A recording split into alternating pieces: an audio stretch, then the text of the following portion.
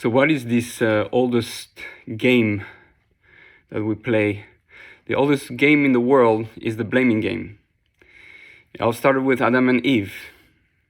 And somehow, 5,000 years later, we still complain and blame. Complaining we can, but blaming is it's the wrong approach. The famous Rabbi Ben Shetrit in France, he says, kids comes with reasons. Adults come with solutions. So we blame. Blame doesn't actually help. It might help you release some steam or that, but it doesn't fix anything. It doesn't arrange anything. You're blaming. You're finding reasons. You're acting like a kid. You're thinking like a kid. An adult say, okay, this is the problem. Okay, let's find a solution. This is the solution. That's an adult, the mature adult. So, we men, we blame our wives for a lot of stuff. You know, I'm not a tzaddik. I also have my phases of blaming. But the truth is that I realized that most of the time, the reason why I'm blaming is because my wife is behaving a certain way. Why is my wife behaving a certain way?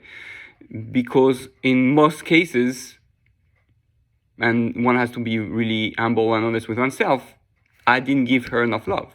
The more love you're going to give to your wife, the more attention you give to your wife, the more she's going to want to reciprocate and to love you and to do what you want, and you'll have less of blaming.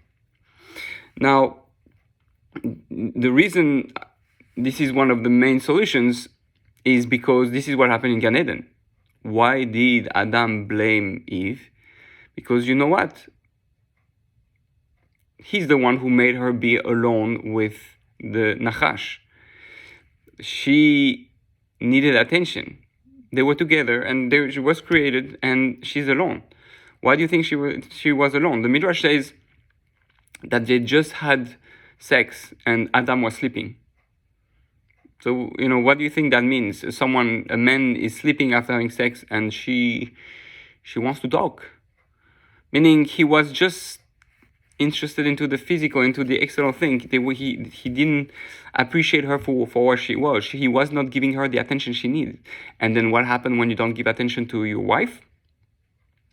Mr. Snake, Mr. Sneaky, Mr. Satan comes and, approaches your wife. So I'm going to say, look, where you spoke with the snake. Well, it's you, my friend. We men, we need to pay more and more attention to our spouse and give her more and more love. For 10 years. Yeah.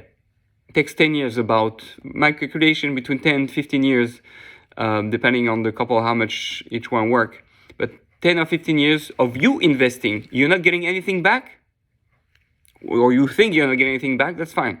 10, 15 years. You want to see real result? Love her unconditionally. Give her without thinking, without blaming, without expecting anything in return for 10, 15 years. You'll see the result.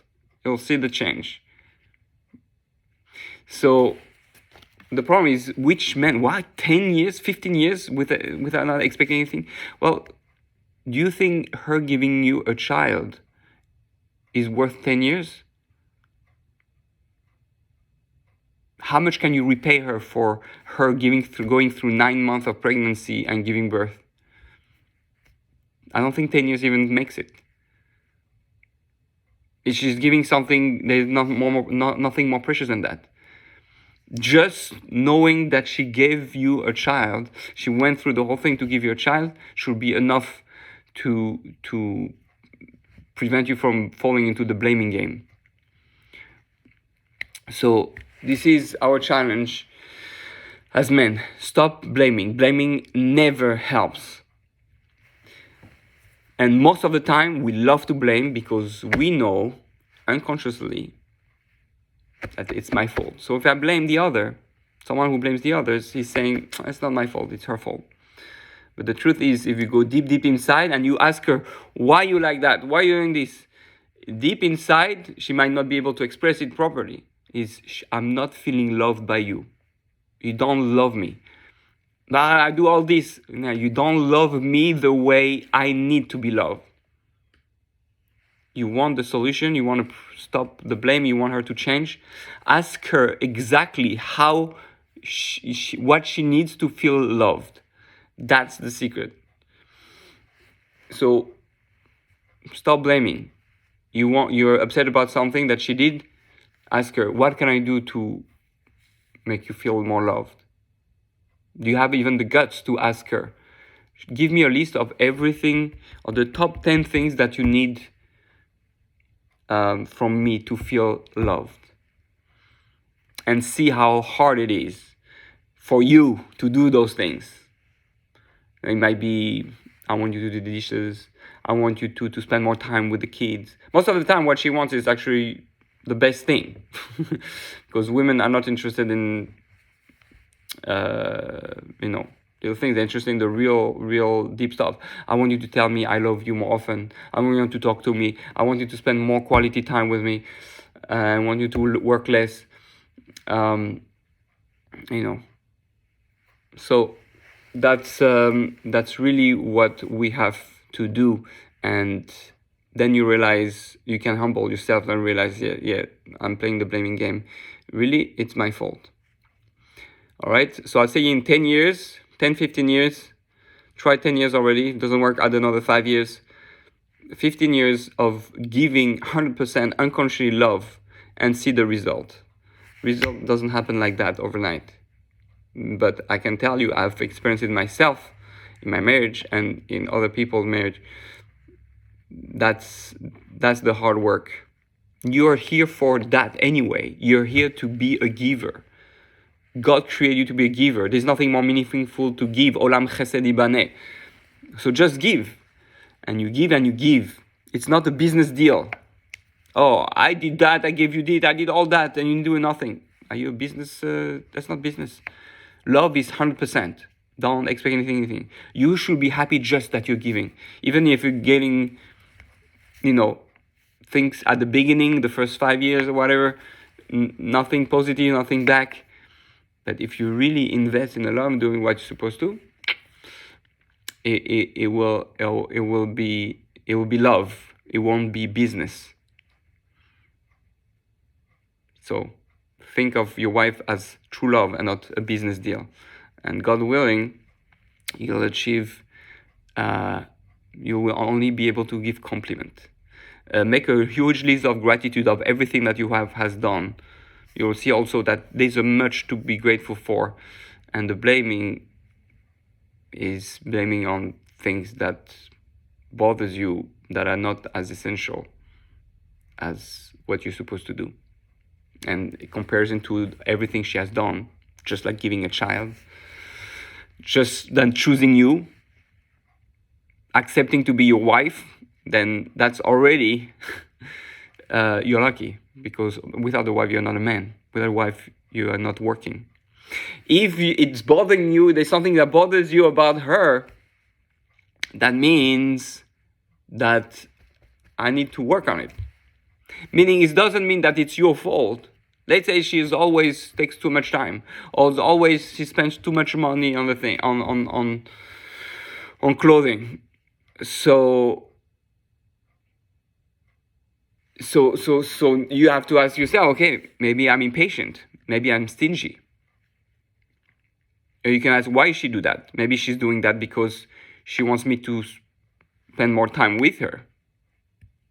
She needs more. She needs to be entertained by me. I need to do something to make her feel good, and they want attention. She's a woman. Maybe you're boring, and you don't do the effort to learn what she's interested in, or do things with her that could be interesting. It's a very good thing to have you know, a hobby together or project together. So let's say she right, she's like she's always takes a lot of time. And you're impatient. So you say, oh, but she's always takes so much time. She's always late. She's always, well, maybe it's to train you, to stretch your character traits, to go from patient to very patient, so that when you're gonna meet people that are, you know, very slow, or you have your kids who takes even more time, you will have the patience and you'll be really patient. So anything that we see wrong with the others is really a message from God. God say, this is what you have to work on. This is what you have to focus on. It bothers you that she's like that she's material. Okay, so you are maybe materialistic too, and that's why you are upset at it. Or you learn to well, in my opinion, when someone is materialistic, is because they are lacking something, right? Usually people will spend a lot of money on something. So that means she probably, but God gave you that person to work with. So why did God give you this specific challenge, right? That's for you to resolve, not to blame. Find a solution. And the solution is most probably love. Right? So stop complaining and blaming the other about what the other is doing wrong, when really it's Hashem who gave you that person who do those wrong things, and all that thing was designed specifically for you, because she's your soulmate and she's you. So when she does something wrong, it's as if you do something wrong, because really you're one. And therefore that means that I have to deal with that part. If, you know, like sexual organ is doing something wrong, say, oh, well, why you do something wrong? You know, because my head and my heart say, no, you know, I don't want to do anything wrong with that. So it's you do something wrong, but really you're accusing yourself, because your head and your heart is connected to the same body as your sexual organ, right? So if the right hand blames the left hand, doesn't make sense. They're together. So we are part of the same entity, and therefore when you blame the other, you're blaming yourself. The key is to find solution for the other, the solution for yourself, and really understanding that the other one is you, and therefore if the other one is you, all the problem of the other, it means that you have to try to work through it. Maybe in the previous life you were someone who were very stingy, or very disconnected from materiality in a way that was unhealthy, that you didn't care of others, and now you have to deal with that type of spouse, because this is what you need to fix. This is, you need to and to be patient and to go through it and try to find a solution to it. So I think you got my point. We're all here to work on that. We're all the same.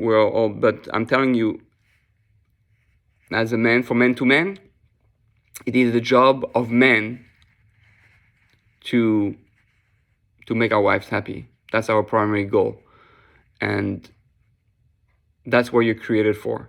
So therefore, there's nothing that's going to be harder than that, and therefore that's where you need to invest the most, money-wise and time-wise, and therefore that's what's going to be the most difficult, the most uncomfortable, the hardest, and especially for men, because they don't like to open up, they don't like to discuss, they don't like to usually try to work it out with a therapist or a social worker or with a rabbi, or, you know, or with a spouse. So this is, but that's the real work. So let's stop playing the blaming game, and let's start taking responsibility, accountability, and understanding that everything that bothers me with my spouse was designed specifically for me to deal with and find solutions, so that I can grow, and then through my growth, the other one will change, because a person is always able to change, but there's much more chance that she's gonna change when you change, or when you invest for 10, 15 years. It just takes time. Just like a baby. I want a baby now. No, 9 months, right? So it takes, for love, that's what it takes a long time. Why do you think you have to be married for 120 years? Because it takes time. It takes time. You have 120 years to become a real man. So every challenge you have with a woman, with a spouse, is to make you ready after those 120 years, right? Even if your spouse technically Chas v'Shalom dies at 90, you're supposed to get remarried, because at 90 you're still not a man. Abraham was reminded at 75 years old, when the 99 years old, when before he got his son, that your wife is beautiful. Where is your wife? Your wife is in the tent. There was another episode when he saw his wife when they went to Egypt. Right, he was 75 or something like that, and he saw her in the water, so she was beautiful. Meaning that at 99 years old, 75 years old, you are reminded that she is loving and precious. Yes, it never stops.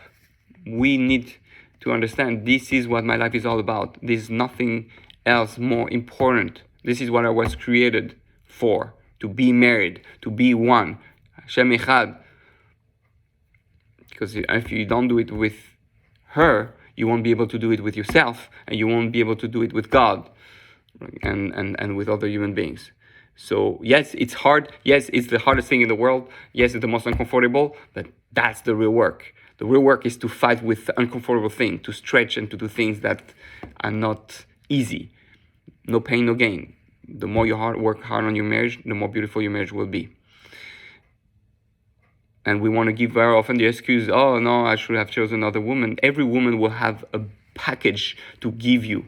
And if you don't work on the first package that you're given, the second package will be even worse. Trust me. Unless you take someone that is not Yuzivu, then yeah, it'll be easy. But don't expect to be Shalem and one in the next world. So, my dear friends, Hatzlacha, may God be with you. You can do it. It's the hardest thing in the world, but it's the most rewarding thing in the world too. Because that's all what God wants. All right. Have an awesome 10 years of investment in your spouse.